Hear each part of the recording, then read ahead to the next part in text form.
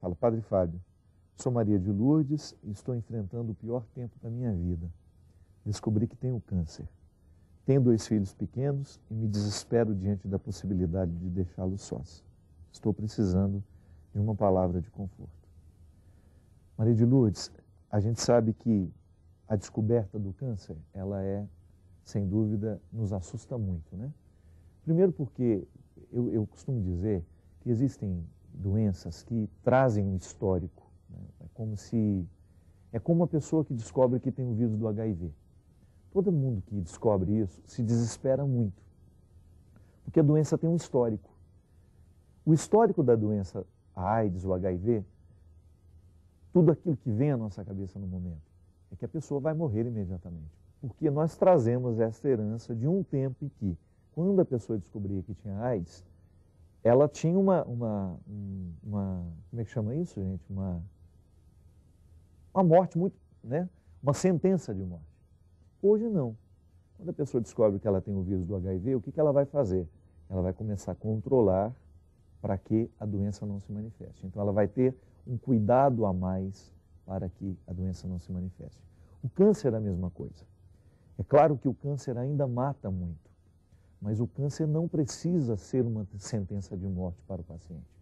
Sobretudo quando ele não permite que a metástase tome conta da mente, do coração.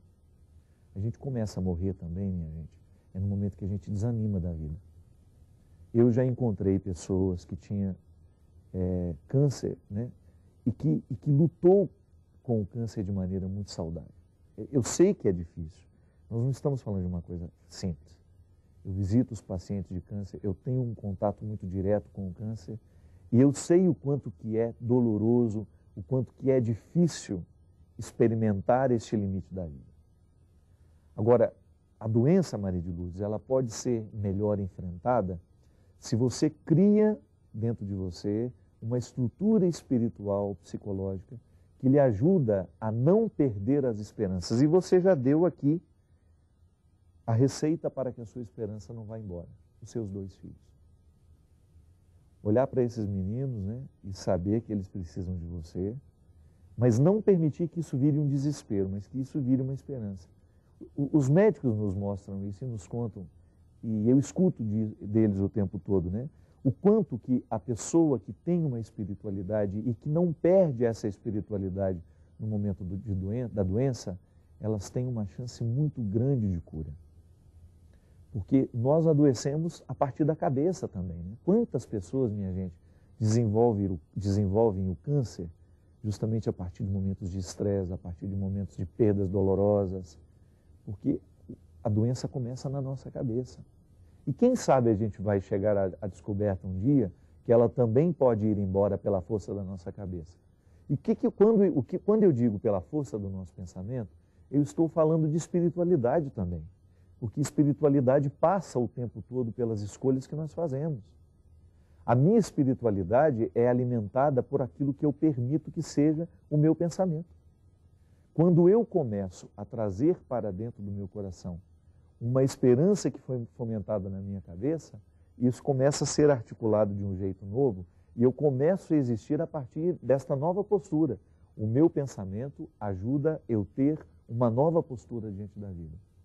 E muitas vezes a doença nos abate muito, é porque a gente a interpreta como decisiva, como finalizante, e nós não podemos. É como a gente também ter que enfrentar a doença de quem está do nosso lado. A melhor forma, é claro que num primeiro momento, quando nós ficamos sabendo de um câncer dentro da nossa casa, a primeira história que nos ocorre é: nós vamos perder essa pessoa. Mas nem sempre precisa ser assim. E o resultado final do tratamento vai depender muito do empenho da pessoa. E até mesmo, eu tenho falado muito isso com pessoas que eu amo, que tiveram câncer, e que depois da cura, depois do controle do câncer, a medicina nem fala em cura, né? Os médicos, os mais prudentes, eles dizem: olha, câncer, nós falamos de controle. Que a partir do momento que você tem uma desordem celular, que é isso, né? O câncer não é nada mais, nada menos do que uma desordem na produção de células, que vira tumor, quando elas são produzidas de maneira desorganizada, Quando você tem uma história assim, você então começa a descobrir que você está propenso a desenvolver células cancerígenas. Então, a partir do momento que você teve o controle, que é isso que nós chamamos de cura, estou curado, tudo bem, aquele câncer sumiu, aquele tumor foi solucionado, a partir daquele momento, minha gente, pelo amor de Deus, comece a viver uma vida diferente.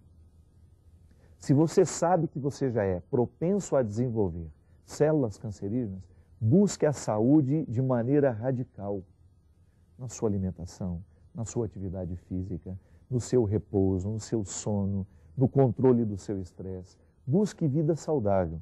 Eu tenho gente, pessoas que eu amo, pessoas que eu conheço, que controlaram o seu câncer e que depois volta a fumar. Um ano depois de ter vivido a restrição, volta a fumar, volta a beber. Qual é o comprometimento que essa pessoa está tendo com aquilo que Deus lhe proporcionou? Qual é o comprometimento que essa pessoa está tendo com aquilo que ela foi beneficiada? Pelo amor de Deus.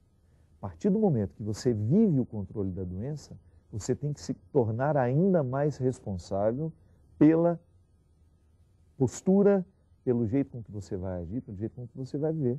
Nós temos aqui o exemplo da Maria de Lourdes, que está vivendo esse momento de dor, esse momento de luta. A gente tem que pensar também naquilo que a gente faz, com o resultado do que a gente busca, com o resultado que a gente alcançou e qual é o desdobramento que nós damos para isso depois. Nós somos muito negligentes com a nossa saúde. Às vezes, né, eu fico assim, eu já fui muito também. Eu precisei viver uma conversão na minha vida. A disciplina que eu tenho hoje, tanto para a minha atividade física, quanto para a minha alimentação, para o meu sono, que eu procuro fazer sempre de um jeito certo, eu não tinha isso. Isso é recente na minha vida. E eu adoeci por causa disso. Eu agradeço muito a Deus, aquela doença que eu tive lá 7 anos atrás, que até hoje os médicos não conseguiram descobrir o que era aquilo. Foi uma coisa muito estranha. Eu emagrecia muito. Imagina, eu pesava 63 quilos naquela época, né? Então, era um organismo totalmente diferente do que eu tenho hoje, né? E eu me recordo que eu tinha os malefícios daquele cansaço todo na minha indisposição de viver mesmo, deprimido e chateado o tempo todo, não tinha alegria para a vida. E o dia que eu escutei um médico, ele falou assim, Fábio, padre, ele me chamou, né? Já era padre naquela época, você precisa mudar a sua vida. Você precisa ter uma alimentação saudável, você precisa fazer uma atividade física. E qual é a primeira resposta que nós temos diante de alguém que nos convida a viver de maneira saudável? Não quero, não tenho disposição para isso, não é assim? Mas naquele momento em que eu assumi isso, a minha vida mudou. Hoje eu tenho outra disposição para viver. Tanto é que a hepatite que eu tive no ano passado, né, eu me lembro que o doutor Antônio falou para mim, você agradeça que você teve essa doença no momento em que você estava extremamente saudável. Então Deus nos protege, mas a gente também tem que fazer a nossa parte, né? Nós temos que fazer a nossa luta. E espiritualidade é isso, minha gente. É muito bonito quando a gente descobre que o cuidado com a vida passa o tempo todo por isso. Maria de Lourdes, viva esse tempo da sua doença com o cuidado ainda dobrado, minha filha. E o cuidado que eu digo é na sua alimentação, no seu descanso e, sobretudo, na sua espiritualidade. O ser humano só pode ser equilibrado à medida em que ele conjuga bem a saúde do corpo com a saúde do espírito. Não adianta nada a gente cuidar do corpo se a gente esquece o espírito. Não adianta nada se a gente cuida do espírito e esquece do corpo. Estas irresponsabilidades, elas nos custam caro depois. Porque da mesma maneira como nós morremos no corpo, nós podemos morrer no espírito antes de morrermos no corpo. Aí nós nos transformamos naquela pessoa desagradável, nós não temos metástases na carne, mas temos metástases em todos os aspectos da nossa personalidade. Somos uma pessoa desagradável, somos uma pessoa pesada, somos uma pessoa invejosa, porque esse também é um câncer terrível que nós podemos ter na vida. Quando nós descobrimos que nós estamos sendo acometidos, né, por uma série de doenças da alma que nos transformam em pessoas insuportáveis no contexto da nossa casa, do nosso trabalho, da nossa vida. E não foi para isso que Deus nos fez, né? Não é para a gente ficar capenga desse jeito, né? Mas força, minha filha, estamos com você, estamos rezando por você.